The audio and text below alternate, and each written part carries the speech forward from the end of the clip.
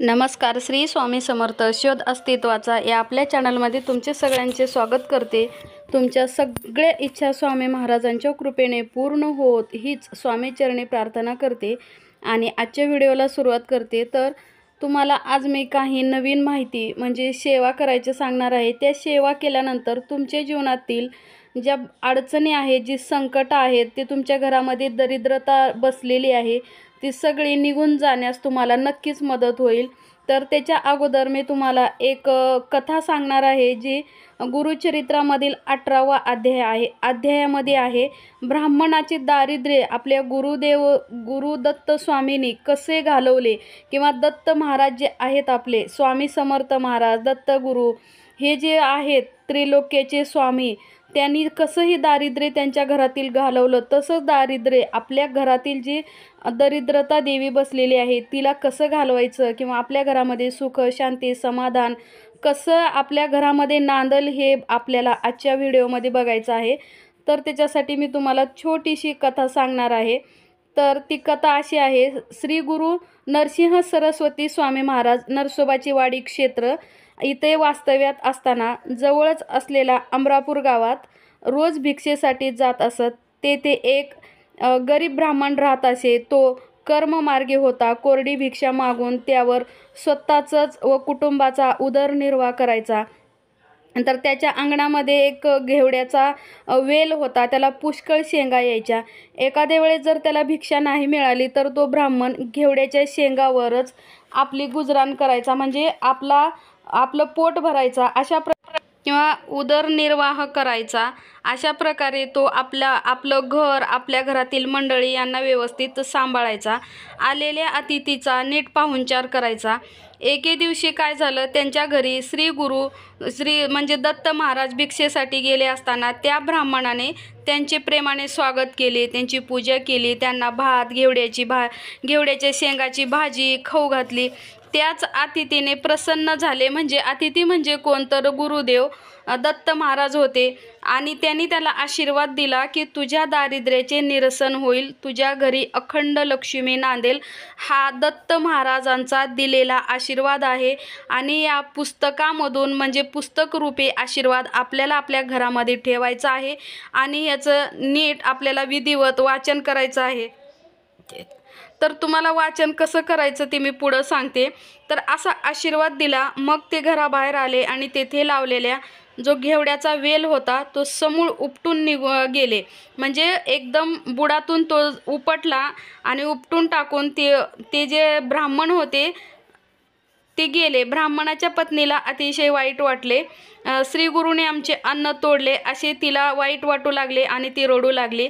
तेव्हा वेल उद्ध्वस्त करण्यात श्रीगुरूंचा नक्कीच काहीतरी हेतू होता असला पाहिजे असे म्हणून त्याने पत्नीची समजूत काढली. वेल गोळा करून वाहत्या पाण्यामध्ये टाकला. त्याची मुळं खूप खोलवर गेलेली होती. आता वेलच नाही तर मुळं ठेवून काय करायची, म्हणून तो ब्राह्मण काय करायचा, तो ज्या मुळा होत्या त्या मुळा तो खोदायला सुरुवात केली. आणि खोदत असताना त्याला जमिनीमध्ये पुरलेला, द्रव्याने भरलेला, सोने नाणी हिऱ्याने भरलेला एक हंडा त्याच्या हाताला लागला. आणि त्याने त्याच्या पत्नीला आवाज दिला आणि दोघांनाही तो हंडा बघून खूप आनंद झाला. तर असा हा हंडा आपल्यासुद्धा घरामध्ये येण्यासाठी किंवा आपल्या घरातील जी दरिद्रता देवी आहे ती निघून जाण्यासाठी आपल्याला सुद्धा गुरुचरित्राचा 18वा अध्यायाचं आपल्याला पठण करायचं आहे. आपल्या घरामध्ये भरभराट व्हावी, घरामध्ये लक्ष्मी नांदावी, घरातील जी दुःख दरिद्रता आहे ती निघून जावी, नोकरी व्यवसायामध्ये प्रगती व्हावी.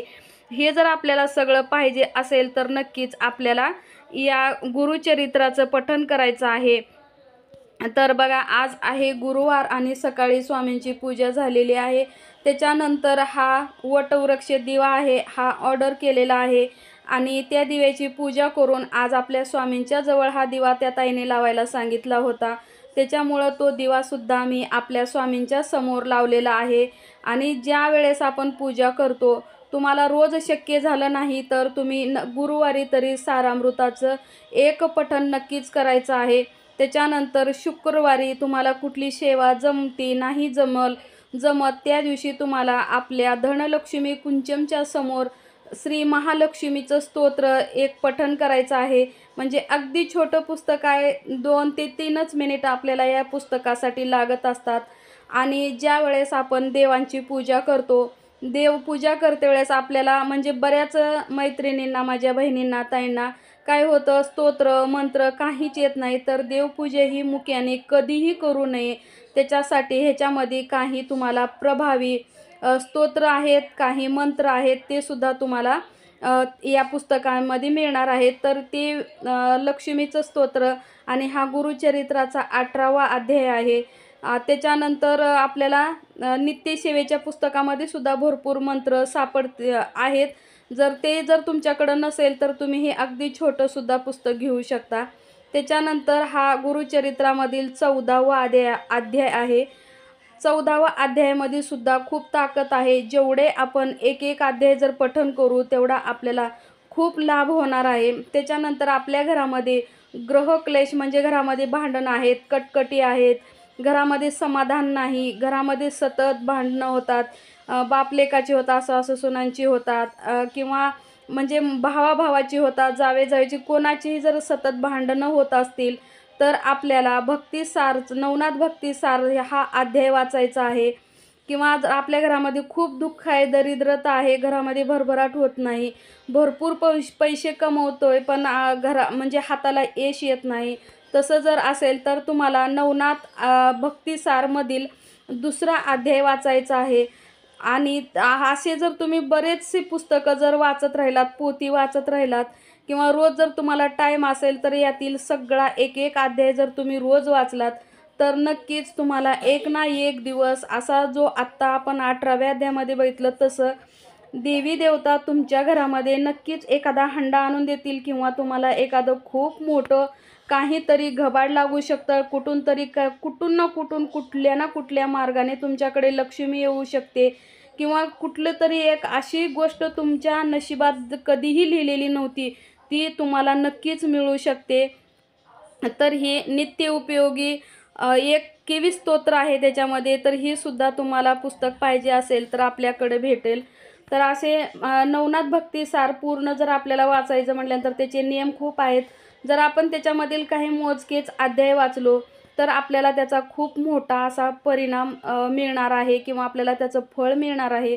नंतर आपल्याला गुरुचरित्रामधील ही सुद्धा काही मोजकेच आपल्याला अध्याय आपल्या गुरुमाऊलीने काढलेले आहेत, ते सुद्धा जर आपण वाचलो तर त्याचं सुद्धा खूप मोठं फळ मिळणार आहे. पण ते वाचण्याचे काही नियम आहेत. ते नियम कसे, समजा तुम्हाला सकाळी 7 वाजता ही पुस्तक आज जर वाचलात तर तुम्हाला पुढील काही दिवस संकल्प करून सकाळी 7 वाजताच पुस्तक पोथी वाचायची आहे.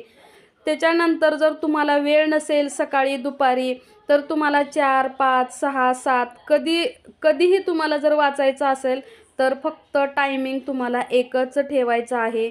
आणि एकच जर तुम्ही टायमिंग ठेवलात आणि तुम्हाला 21 दिवस, 11 दिवस, 51 दिवस, 108 दिवस, जितके दिवस ही सेवा करायची आहे किंवा ही पोथी वाचायची आहे तितक्या दिवसाचा तुम्ही संकल्प करायचा आहे. संकल्प करून जर तुम्ही हे सगळ्या जर पोथ्या वाचले तर नक्कीच तुमच्या आयुष्यामध्ये कायापालट झाल्याशिवाय राहणार नाही. तुमच्या नशिबात नसलेलं ते सुद्धा तुम्हाला मिळणार आहे. तुमची कितीही मोठी इच्छा असेल ती तुमची पूर्ण होणार आहे. आणि ह्याच्यामध्ये नवनाथ उपासना म्हणून सुद्धा एक पोथी आहे, ती सुद्धा पोथी खूप प्रभावशाली आहे. तर हे जे पोथी आहेत त्या सगळ्या मराठीमध्ये आहेत, संस्कृतमध्ये एकसुद्धा नाही. तर ह्या पारायण जर तुम्ही ह्याच्यामधील केलं तर तुमच्या घरामध्ये नक्कीच खूप मोठा बदल तुम्हाला बघायला मिळणार आहे.